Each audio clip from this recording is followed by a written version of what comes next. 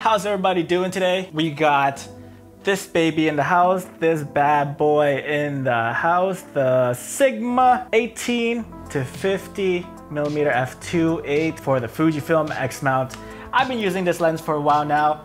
I actually really like this lens a lot. It's become a personal favorite of mine, a small compact zoom, and I'm ready to give you a full-on review of this lens. Let's go.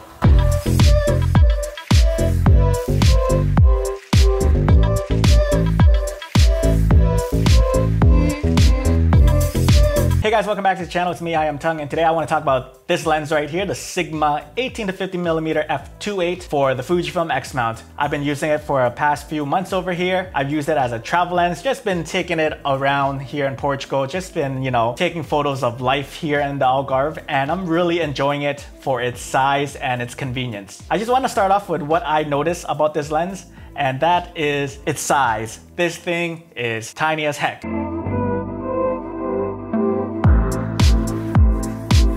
So this was the first thing I noticed right off the bat. Me thinking since it's a constant f2.8, it has to be roughly around the same size as the 16 to 55 millimeter f2.8. But I guess this is where things differ because the Sigma actually shaves some millimeters off on the long end. Instead of the 55 you get a 50. And instead of a 16 millimeters, you get an 18 millimeters. Shaving all those millimeters off truly makes this a small compact lens. And it's slightly thinner than my XF 33 millimeter f1.4, and it's a zoom lens. That is incredible.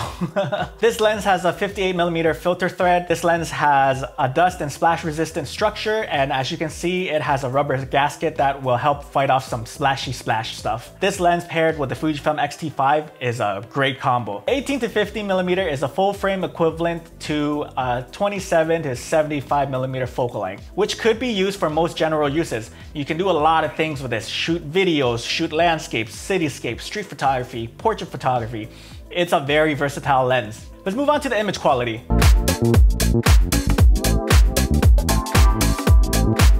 The images I've gotten, I am satisfied with. The constant f2.8 has been a nice change of pace. I was using the XF 18 to 120 millimeter f4 before as my versatile zoom lens, but being that it is an f4, it couldn't offer me that shallow depth of tonate that I would like. Sometimes I didn't want to see things in the background. Sometimes I just want the background blur.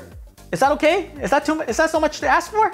It's okay to like tonate sometimes. It's so much easier to achieve that look on the Sigma than it is on the 18 to 120 millimeter f4. So that was nice. This is my first time trying a Sigma lens on a Fujifilm body. I've used Sigma lenses on an E mount and also the L mount before. The one thing that I like about Sigma lenses are that they are sharp, they have good contrast, and they're full of details. When I shoot with Sigma lenses, I know what I'm gonna get into. It's a solid performer, and this is no exception. What I like about this lens is how it handles backlight situations. It's really good. It doesn't have these crazy herpes flares like the other third-party lenses do, where it just washes the scene completely out. And when it does flare, I think it has a nice, pleasing look while still holding its contrast.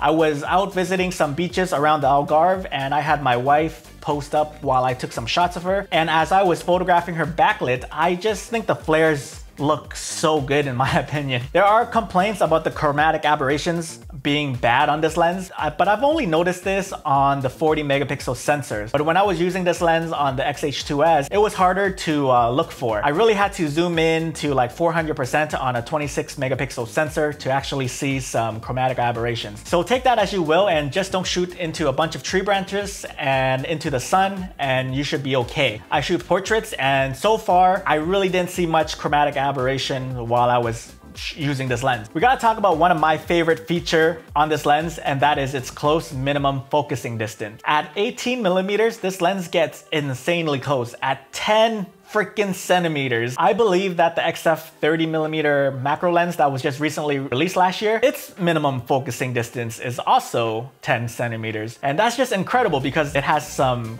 macro capabilities. So you can get really, really close. So if you're interested in like shooting leaves, flowers, anything close up and just full of details, this is a feature that is really fun for me because I can explore the macro world again, and it's just really fun just seeing a world in a different lens. Pun intended. It's been really, really great. And as far for video is concerned, I really like the video footage that I've been getting. I've been satisfied using this lens for video.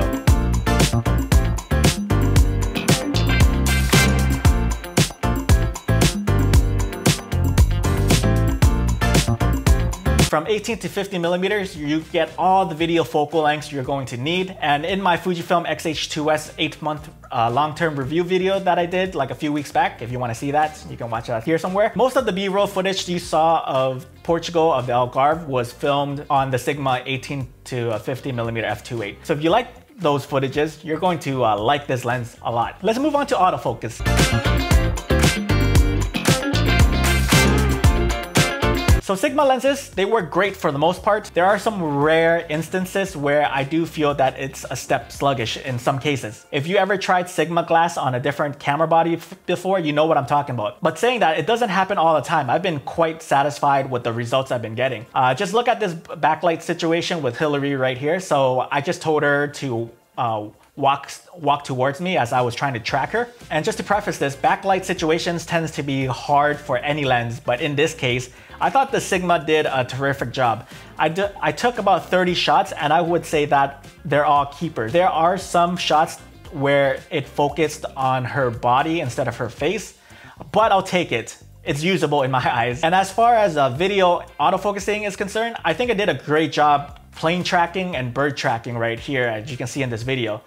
Pair this with the Fujifilm X-H2S and I think you got a solid combo on your hands. So I have zero complaints on that front. Let's move on to the negatives.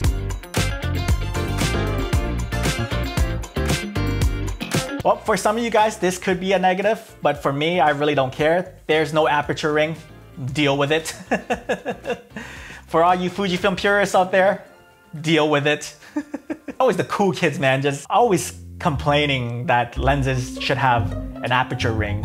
Freaking cool kids. And your cool kid mustache. Your freaking cool kids walking around with your CD Walkman. Bunch of cool kids with your hat, your baseball backwards wearing hat. A bunch of cool. And another thing is the zoom is a bit funky on this lens. In order to zoom in, we actually have to rotate the opposite way than what we are used to. So with the other Fuji lenses, we zoom on our right, but with the Sigma, you have to turn it to the left instead. And that for me was annoying for like the first 10 minutes that I used it, but you get used to it. You get used to this really quick, but it's there. But other than that, I think this lens is a solid performer. The Sigma comes in at $549, which I think is a great value if you look at the competitions out there. If you're looking at a constant f2.8 zoom lens, this, and I think there is the Tamron 17 to 70, which I haven't used, so I can't say on that, but the 16 to 55 millimeter f2.8. This is so much smaller and it's like a few $100 off than the 16 to 55 millimeter f2.8. Which is a freaking steal in my opinion. So which makes the Sigma a very great value in my opinion. The images that I got with the Sigma were friggin' great. They were sharp. It has that Sigma look where it's punchy and has great contrast. This is a great budget-friendly lens for travelers, street shooters, portrait shooters, anybody that values the small, compact form factor lens. I think this lens is freaking awesome for its price. The variety of focal lengths that you get, the constant f2.8, dust and splash resistance, the close focusing distance, all this for the price of $549. And I think that is a great value and it'll get the job done for most people. For someone like me who wants a small walk-around lens paired with the Fujifilm X-T5, this is one of the options that I have right now. The other one is my Voigtlander 23mm f1.2. So whenever I get bored of shooting prime, I can switch over to the Sigma and get a variety of different shots. And I just find this lens so fun to use. The AF is also really good and the video footage I got looks great as well. And I've been having a fun time using this lens to shoot portraits, to just, document my life here in Portugal as I share with you these pictures that I got around here. And it's just been a very fun time. Like the weight is nothing, so it doesn't like do anything to my back, do anything to my hand fatigue.